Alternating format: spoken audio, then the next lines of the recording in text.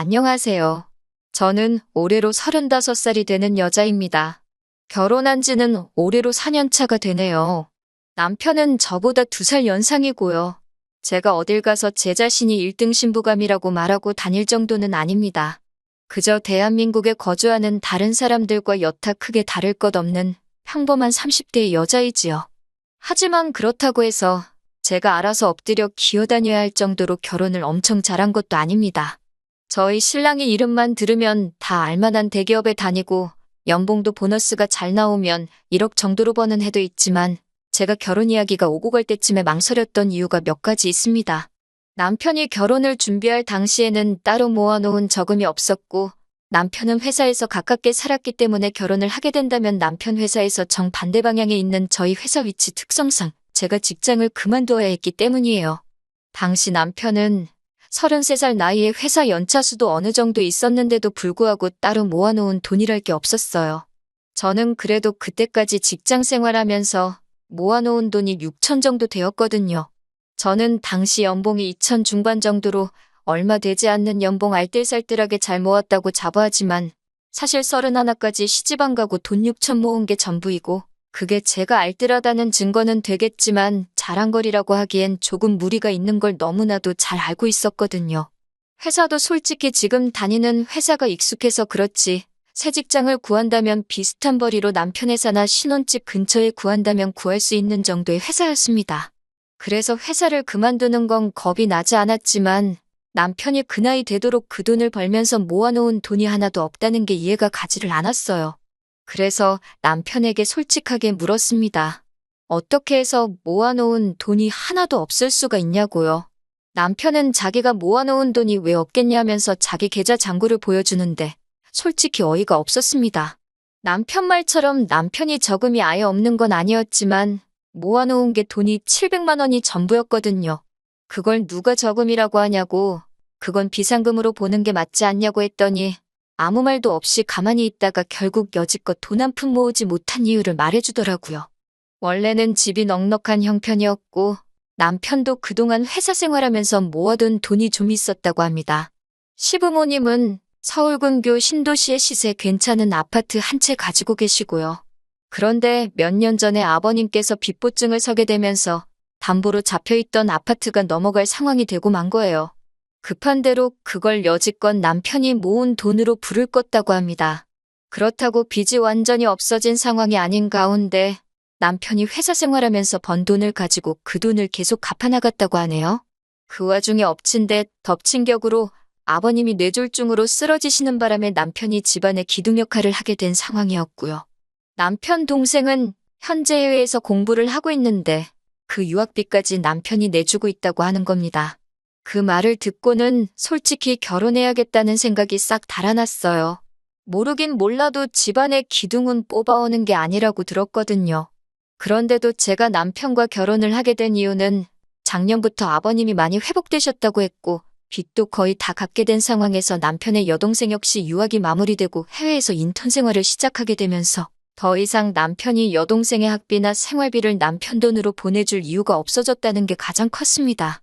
더 이상 기둥 역할을 하지 않아도 된 남편이고 그래서 남편도 그 생활을 청산하게 될 때쯤 해서 저한테 청혼을 한 거였고요.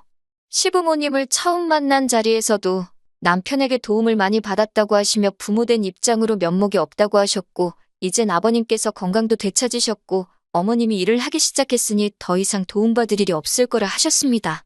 남편 여동생은 해외에 있어서 전화통화로밖에 이야기를 나누지 못했지만 정말 제 여동생 삼고 싶을 정도로 부침성 좋고 그동안 남편 덕분에 힘든 순간 다 이겨냈다면서 앞으로는 오빠한테 빚진 거 갚아나간다는 생각으로 살 거라고 해줬어요. 말씀드렸다시피 당장 모아놓은 돈은 없지만 남편 연봉 정도면 시작할 때야 돈이 없다 뿐이지 빠르면 10년이면 투자가치 좋은 곳에 아파트 하나 해놓고 노후 걱정 일찍 끝내고 잘 살 수 있겠다는 생각이 들었어요. 저도 당장 일자리를 새로 구하긴 해야겠지만 얼마 안 되는 제 월급이라도 보탠다면 행복하게 살 수 있지 않을까 하는 생각에 결혼을 결심하게 되었습니다. 집안의 기둥 역할 끝났다는 말에 가족들이 남편을 걱정해주는 모습에 저는 당연히 앞으로는 꽃길만 걷게 될 줄 알았는데 제가 너무 순진했던 건지 아니면 멍청했던 건지 결국 일이 이렇게 되고 말았네요. 신혼집을 구하는 데 있어서는 솔직히 제가 모은 돈만으로 남편 회사 근처로 전셋집을 구한다는 건 택도 없는 이야기였습니다. 집값이 워낙에 높은 곳이다 보니 아무리 전세라고 할지라도 전세보증금이 웬만한 동네 집 한 채가 만큼 나오더라고요. 그러던 와중에 시부모님께서 제안을 해오셨어요. 어차피 집이 넘어가는 거 막아놓은 돈이 아들 돈이 아니겠냐고. 지금이야 당신들 명의로 되어 있지만 자기들 갈 때 되면 신우 손에 돌아가는 거 하나 없이 오롯이 남편이 물려받게 해주신답니다. 신우도 오빠한테 은혜 갚으며 산다고 했으니 당연히 반대를 하지 않을 거람 확신이 있었고, 시부모님 말 맞다 나 은행에 넘어갈 뻔한 거 남편이 모은 돈 다 털어서 막은 건데 전부 상속받는 건 당연하다는 생각이었어요. 다만 어차피 물려주실 생각이라면 차라리 저희가 전세보증금 때문에 이렇게 허덕이고 있는 상황인데 차라리 이 집을 팔고 어머님 아버님 적당한 곳 구해서 들어가고 저와 남편도 적당한 곳 전세로 구하던지 자가로 구하던지 해서 비싼 아파트 손에 쥐고 있기보다 당장 더 좋은 선택을 하는 게 좋다고 생각했습니다. 하지만 시모의 생각은 달랐어요. 집이 30평대 아파트에 남는 방도 있고 화장실도 2개이니 그냥 이 집에서 같이 살면 어떻겠냐 하시는 겁니다. 말이 같이 살자는 거지. 솔직히 저는 제 방법이 옳다고 생각하는데 이건 그냥 시집살이 하라는 거나 마찬가지라 생각해서 거절했어요. 남편은 쩔쩔매면서 그냥 이 집에서 돈 모아 나갈 때까지는 불편하더라도 제가 참으라고 하는데 불편한 걸 제가 참으면서까지 있을 필요는 없다고 생각했어요. 그리고 남편한테는 불편한 건 당신이 참으라고 하고 남편이 지하철로 출퇴근을 하는 거리가 늘기는 했지만 모아놓은 돈으로 구할 수 있는 전세집 찾아다가 거기에다가 신혼살림을 차렸습니다. 시어머니께서는 자기 제안을 거절한 제게 불만이 있으셨을 거예요. 당장 시부모님이 저를 안 좋게 생각하신다 하더라도 저는 언젠가 저희 이런 생각에 남편도 시부모님도 고맙다고 할 날이 올 거라 믿어 의심치 않았습니다. 그런데 저희 예상과는 반대로 이때부터 시어머니는 이런 저의 거절의 고마움보다는 어떻게든 고집센 며느리를 꺾어놓고 부려먹어야겠다는 생각을 하셨나 봐요. 결혼 후 몇 개월 지나지 않아서입니다. 지역을 옮겨가면서 제가 다니던 회사를 그만두게 되더라도 인수인계 등 마무리를 잘 짓고 나오기 위해 왕복으로 3시간이 넘게 걸리는 거리였지만 저는 계속해서 다니던 회사를 나가고 있었어요. 그 와중에도 신혼집 근처에서 새로 일자리를 구하겠다고 백방으로 알아보고 있는 상황이었고요. 지하철을 타고 한참을 퇴근을 하고 있는데 시어머니한테서 전화가 왔습니다. 시댁에 들르라고 하시네요. 무슨 일로 부르시냐 물었는데 오면 안다고 하시면서 대답을 안 해주셨어요. 시댁 가는 게 어려운 건 아니지만 저는 이미 퇴근길이기도 하고 지하철로 이동해야 하기 때문에 안 그래도 2시간 가까이 걸리는 퇴근길에 시댁에 들려야 한다니 썩 달갑지 않았습니다. 지하철로선이 겹치는 곳이 없어서 한 번 더 빙 돌아가는 구조였기 때문이에요. 시댁까지 들린다면 퇴근길에 지하철을 3번, 4번을 갈아타야 하는 게 번거로운 것도 있지만 다음날 출근하는데도 지장을 주겠다 싶었거든요. 그래서 급한 일 아니면 남편이 퇴근하면 저보다 일찍 집에 올 테니 남편을 부르라고 했어요. 그런데 팔은 안으로 굽는다고 우리 아들 힘들게 일하고 왔는데 어떻게 오라가라 하냐고 저보고 오라고 하시는 겁니다. 저도 똑같이 일하고 오는 길이고 남편 출퇴근 편하게 하라고 제가 이렇게 고생하고 있는 상황인데 당신 아들이 하는 건 고생이고 제 고생은 고생도 아닌가 싶어서 서운했어요. 저도 일을 하고 오는 길이라고 저도 엄청 피곤하다고 말씀드렸어요. 결혼 전에는 한 번도 꺼낸 적 없던 말인데 결국 벌이를 가지고 뭐라 하시더군요. 내 아들이 얼마를 버는데 피곤하다는 말이 나오냐고 하면서 제가 버는 돈은 돈도 아니라는 듯이 말이죠. 그 말을 들으니 더욱 더 퇴근길에 돌아가면서까지 시댁에 들러야 할 이유를 못 느꼈어요. 그래서 퇴근하고 나서 들르겠다고 대답만 하고 전화를 그냥 끊어버렸습니다. 그리고 그냥 집으로 돌아갔어요. 퇴근은 저보다 늦을 때가 많지만 오며 가며 거리가 저보다 짧아서 그런지 남편은 벌써 집에 와서 집안일을 하고 있더라고요. 그나마 남편이 저한테 잘했기 때문에 시부모님이 저한테 그렇게 행동하셨던 화가 많이 누그러졌어요. 그래도 시댁에 가겠다고 대답을 드렸으니 안 갈 수가 없는 상황이었지요. 애초에 전화 끊으면서 집으로 바로 가서 남편까지 같이 데리고 시댁에 갈 생각이었기 때문에 망설일 게 없었습니다. 시댁에 가자니 남편도 많이 지치고 피곤한 듯 거길 자기가 왜 따라가냐는 느낌의 표정을 지었지만 역시 제가 퇴근길에 고생하고 온 걸 알고 있으니 길게 뭐라 말은 못하고 순순히 따라 나오더라고요. 시댁에 도착했더니 어머님은 대번에 제 뒤에 서 있는 남편 얼굴 보고 표정이 일그러지더군요. 무슨 말을 하려고 부르셨나 싶었는데 어쨌든 그 귀한 아들이 따라왔으니 식사부터 챙겨줘야겠다고 생각했는지 부엌에서 이것저것 음식을 시작하셨어요. 남편 앞으로 고기 반찬들이 다 가 있었지만 그게 그렇게 열이 받을 정도는 아니었어요. 제가 팔만 뻗으면 다 닿는 위치였으니까요. 그런데 진짜 열받는 건 식사가 끝나고 시어머니가 저를 찾은 원래 이유를 늘어놓기 시작했을 때부터입니다. 아버님이 많이 나아지기는 하셨다지만 뇌졸중 후유증 때문에 많이 고생을 하고 계셨거든요. 몸 반쪽이 굳어버리셔서 하루 종일 거의 누워만 계시고 어머님께서 정해진 시간마다 한 번씩 관절이 굳지 않게 스트레칭을 해주시고 계셨다 합니다. 그런데 그게 이제 힘에 부치신다며 그걸 이제 제가 하라고 하는 말씀이셨어요. 스트레칭은 보통 저녁 10시쯤에 하고 있으니 제가 시간 맞춰서 집으로 퇴근하지 말고 시댁으로 오라고 하시는 거죠. 솔직히 어이가 없는 걸 떠나서 어머님이 제정신으로 저한테 저러시는가 싶었어요. 그걸 제가 왜 하느냐고 따져 물었죠. 막말로 시부모님이 남편 부모님이라 시부모님이지 당시에는 평생 남으로 지내온 사람이나 마찬가지잖아요. 그런데 저한테 딸한테 부탁해도 하기 힘든 부탁을 하시니 조금 어이가 없었습니다. 스트레칭만 해드리면 되는 거면 간병인을 쓰면 되는 일 아니냐고 했더니 저보고 그 돈을 내줄 거냐입니다. 그 돈은 당연히 못 내드린다 하니 그러면 어머님이 지금 버는 돈 가지고 간병인 월급 주고 나면 뭐가 남냐고 하면서 저희 보고 당신 생활비를 줄 것이냐 따지시더군요.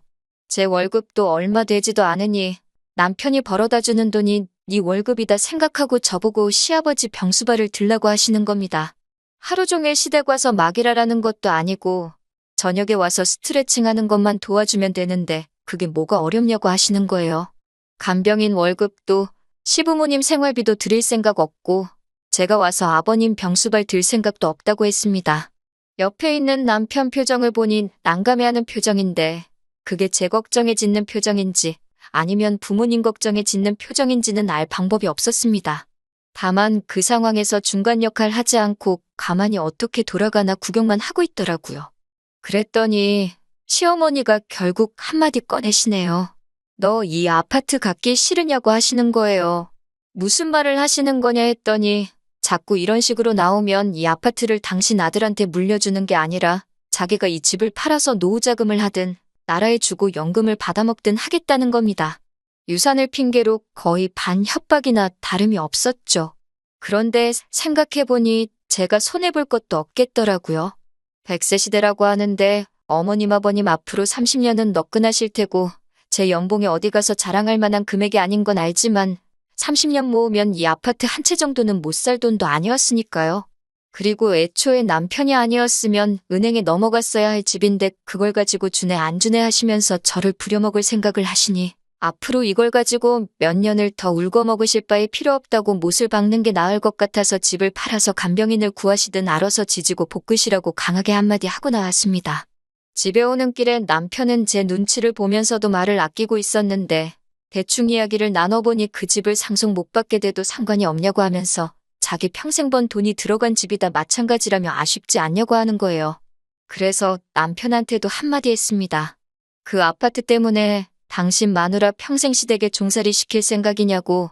그렇게 그 아파트를 상속받아야겠으면 당신이 퇴근해서 시댁으로 가서 아버님 수발 들고 저녁에 집에 돌아오라고 했어요. 그 집에 있어서 보증 잘못 선 것도 당신 돈 들여서 갚은 것도 다 날 위해 한 거 하나도 없지 않냐고. 내가 좋을 거 하나도 없는데 당신하고 당신 부모님 좋으라고 내가 희생할 생각 없다 못을 박았더니 남편도 더 길게 말을 하지 못하더군요.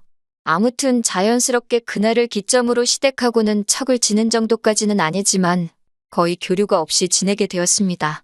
대신 저도 다른 소리 나오게 하는 게 싫으니 저도 제 할도리만큼은 다 했어요. 명절 때나 어버이날이나 시부모님 생신 때같이 당연히 자식으로서 며느리로서 챙겨야 할 날들은 아쉽지 않게 챙겨드렸습니다. 저도 새 직장 구해서 출퇴근 시간도 많이 줄어들었고 여전히 월급은 얼마 되지 않았지만 제 돈으로 악착같이 생활하고 남편 돈 알뜰하게 모아가면서 그렇게 4년이 지나니까 어느 정도 목돈이 모여서 새 집을 알아봐도 되겠다 싶을 정도로 돈이 많이 모인 상황이었어요. 전세보증금 빼고 대출 좀 더 받으면 위치 좋은 신축 아파트도 노려볼 만한 상황이 되었지요. 그런데 그렇게 거리를 두고 지내던 시부모님한테서 연락이 오게 되었습니다. 2년 전에 신우가 인턴 생활도 마치고 한국으로 돌아와 있었거든요. 그런데 저희와 시부모님 사이가 틀어진 걸 알게 되고는 오빠한테 은혜 갚으며 살겠다는 말은 속 들어가고 연락도 없이 지내고 있어서 엄청 얄미웠어요. 그런데 그 신우가 시집을 가게 되었다는 겁니다. 남편 될 사람은 어떻게 신우가 물었는지는 모르겠지만 집안 괜찮고 현재 다니고 있는 직장도 괜찮은 사람이더라고요. 유학할 때 알고 지내다가 한국에 돌아와 다시 만나게 되고 결혼 이야기까지 오고 가게 된 모양입니다. 신우 결혼한다는 말은 알고 있기는 했는데 시부모님이 갑자기 그때쯤 해서 보자고 하시니 솔직히 좋은 생각이 들지는 않았습니다. 아니나 다를까 시부모님이 저희를 보자고 한 이유는 예상한 대로 돈 이야기였습니다. 아무래도 시댁이 남편 될 사람 집안에서 해오는 것만큼 맞춰서 해올 여력이 안 되니 저희가 경제적으로 신우를 좀 도와줬으면 하셨나 봐요. 신우가 결혼할 때 그냥 넘어가려던 생각도 아니었고 남편이 자기 여동생에 대해서 각별히 생각하기도 하니 저희도 누가 시키지 않아도 돈 500 정도는 해주자고 이미 이야기가 되어 있었는데 시어머니가 요구하시는 건 돈 500으로는 택도 없는 걸 말씀하셨어요. 아예 집을 한 채 해주자고 하시네요. 신우 남편 될 사람 집안이 워낙에 돈이 있다 보니 결혼할 때 시부모님이 집 정도는 해줘야지 자기들 노후를 보장받을 수 있지 않겠냐고요. 보아하니 저희가 시부모님 노후를 가지고 뭘 해줄 거라 생각되지는 않으셨는지 저희 보고 신우가 결혼하고 살 집을 해주라는 겁니다. 저희한테 그게 무슨 이득이 있냐고 하니 당신들 노후는 신우네가 해줄 것이니 저희 보고도 남는 장사라고 하시는 거예요.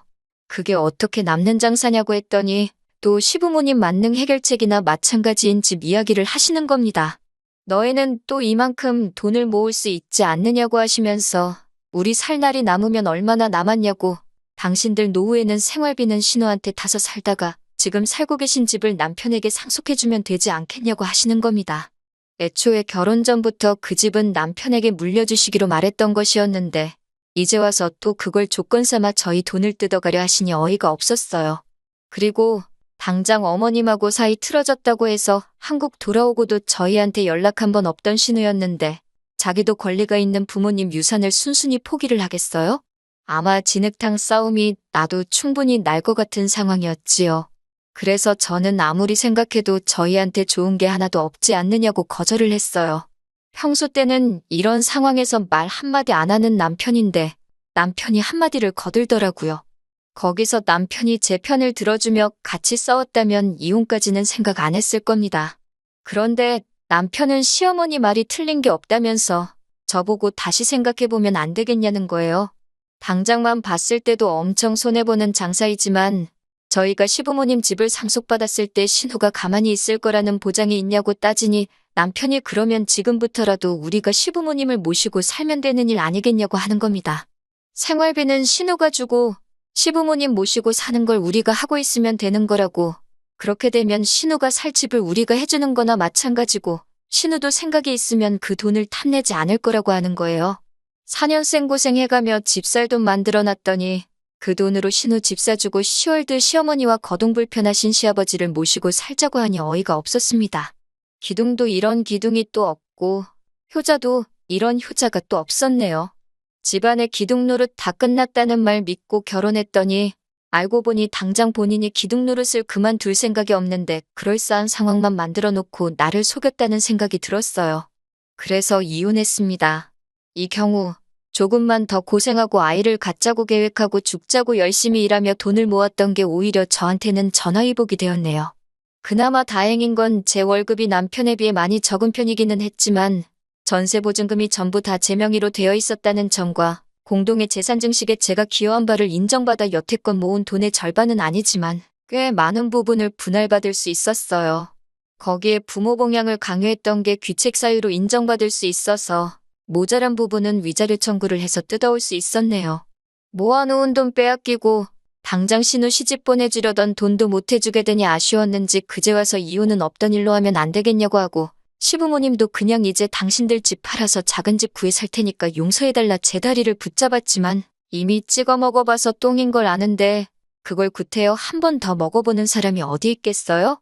미안하지만 일 없다고 말하고 4년 결혼 생활의 종지부를 찍어줬습니다. 다른 건 몰라도 이제 그 집구석과 얽힐 일이 없으니 속 하나만큼은 후련하네요.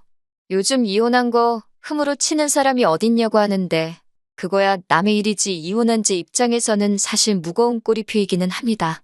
어디 가서 자랑할 만큼 떳떳한 일도 아니고요.